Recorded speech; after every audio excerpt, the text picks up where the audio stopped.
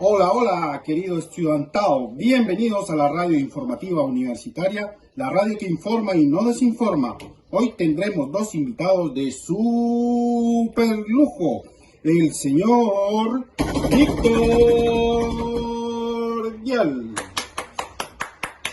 Bienvenido, señor Víctor Vial. Y por otro lado tendremos al señor Código Civil. Adelante, señor Código Civil. Bueno, primero que todo, querido estudiantado, estaremos en espera para que uno de ustedes o uno de los alumnos haga las respectivas preguntas o dudas. Un segundo, por favor. ¿Aló? ¿Aló? ¿Hola? Sí. Hola, quiero hacer una pregunta cortita, rapidito. Mucho gusto, señor Vial, mucho gusto, señor Código Civil. La pregunta es para el señor Código Civil. Adelante, la pregunta. Ay, perdón, mi celular, disculpe. Oh, por favor.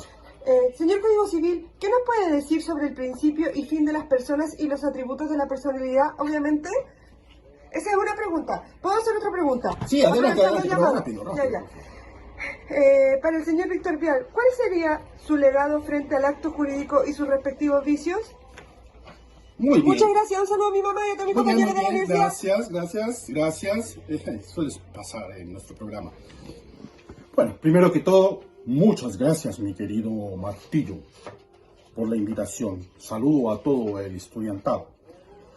Sobre el principio y fin de las personas, podemos inferir que todos los sujetos que, según el ordenamiento jurídico, tienen la capacidad de goce, que es la aptitud para ser titular de derechos y obligaciones. Define a las personas naturales como individuos de la especie humana, cualquiera sea su edad, sexo, estirpe o condición. Esto lo digo en el artículo 55. Sobre las personas naturales, debo tener en cuenta dos cosas fundamentales. Una, el principio o existencia legal, y dos, el fin o la muerte. El principio de la existencia legal será entonces el nacimiento, y cabe mencionar que la ley protege la vida del que está por nacer. Lo describo en el artículo 75.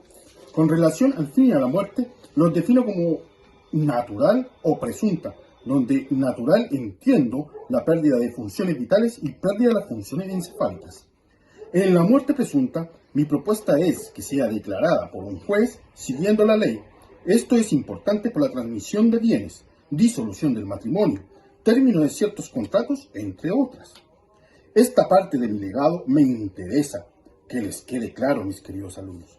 La muerte presunta, que contiene ciertas características y ciertos requisitos, como por ejemplo, en las características tenemos que cualquier persona lo puede pedir. Debe haber sido publicada en el diario oficial el día de la muerte presunta. Será el primer bienio desde la fecha de las últimas noticias, excepto si el desaparecido recibió una herida en guerra o se perdió en una nave o aeronave. En este caso será el día del suceso, el día de muerte presunta o día del sismo o catástrofe. Como requisito tenemos que justificar que si se ignora el paradero, que se hayan realizado las diligencias necesarias para buscarlo.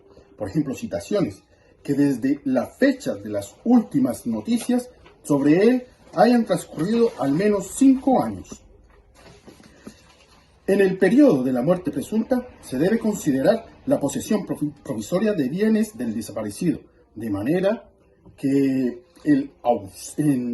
de mera ausencia y posteriormente en la posesión definitiva de los bienes del desaparecido.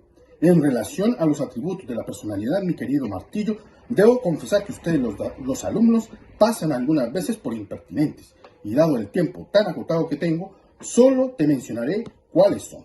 Ustedes deberán estudiar asincrónicamente cada significado.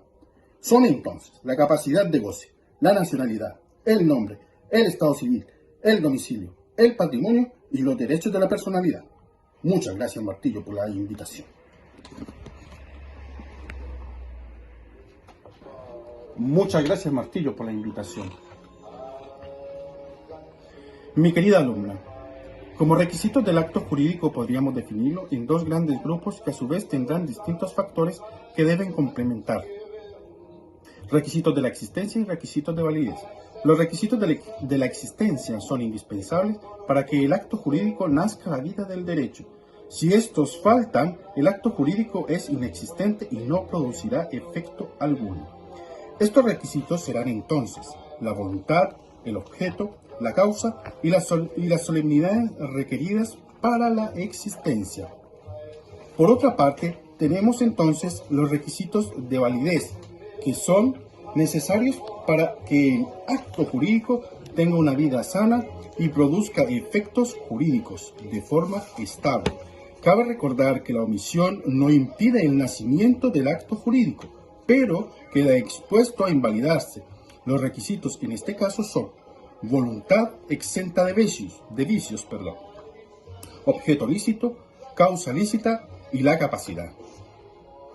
Con relación a la interrogante, cuando se forma el consentimiento, debemos tener en cuenta tres situaciones o bien tres componentes sumamente importantes: la importancia, las teorías y la regulación en Chile sobre el Código del Comercio, donde en la importancia debemos dilucidar algunos aspectos como la capacidad al momento de contratar, el objeto, las leyes vigentes que al momento de la celebración que se incorporan al contrato, los efectos del contrato al momento de perfeccionarse y que el oferente no podrá retractarse una vez celebrado el acto.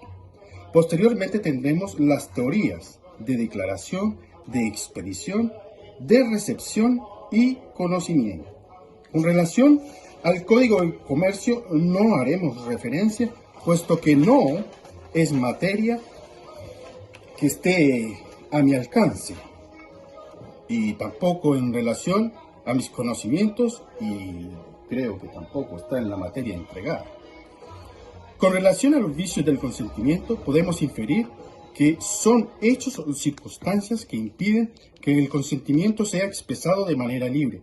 En los actos en los que incide un vicio de la voluntad existe, pero expuesto a ser invalidado. Por otra parte, en los actos donde falta voluntad no existe.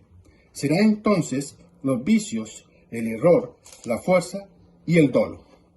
En una muy breve definición de error diremos que es una falsa representación de la realidad por equivocación o ignorancia, descritos en el compañero aquí presente, Código Civil, en el artículo 1451 a 1455. También que se clasifican en error de hecho y error de derecho. De estos últimos se desprenden error esencial u obstáculo en el artículo 1453, error sustancial en el artículo 1454, inciso 1, el error accidental en el artículo 1454, inciso 2, y el error en la persona. Todos estos presentes en mi compañero de al lado, Código Civil. La fuerza, como vicio, se relaciona al apremio moral ejercido sobre una persona destinada a que su consentimiento, queridos alumnos, a que dé su consentimiento para celebrar un acto jurídico. Los requisitos los encontramos descritos en mi compañero de al lado, en el artículo 1456, y pueden ser graves, injusta o ilícita, o bien determinante. Con respecto al dolo, podemos describir como una maquinación fraudulenta destinada a que una persona preste su consentimiento en la celebración de un acto jurídico, y lo podemos clasificar en la siguiente manera: bueno, malo, positivo, negativo y determinante. El dolo puede ser por obra de una de las partes en el acto jurídico y también puede ser determinante. En estos casos su nulidad es absoluta. En cuanto a los efectos, la sanción será en el error, la nulidad.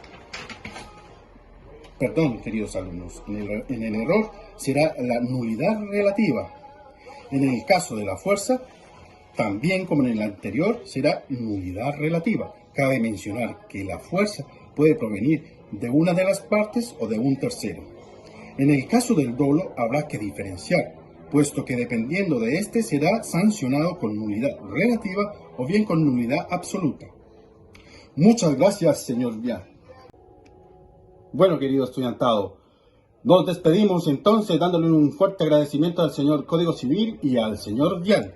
Y a usted, señor Vial, ya sabemos de su condición y adicción al tabaco y su extraña atracción por la doctora Polo. Le haremos llegar su admiración por ella y le haremos llegar un cartón de cigarrillos. Hasta luego, hasta una próxima presentación. We'd hide